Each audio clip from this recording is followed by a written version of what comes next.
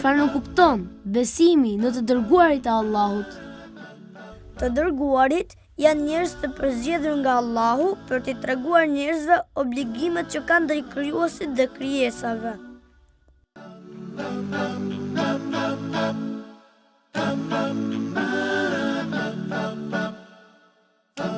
Çfarë nuk kupton besimi në ditën e fundit?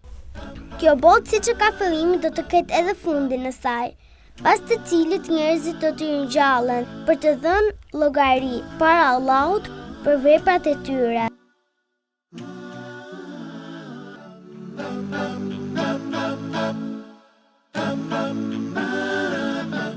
Çfarë nuk kupton besimi në caktimin e Allahut? Kjo tregon se çdo gjë është përcaktuar nga Allahu.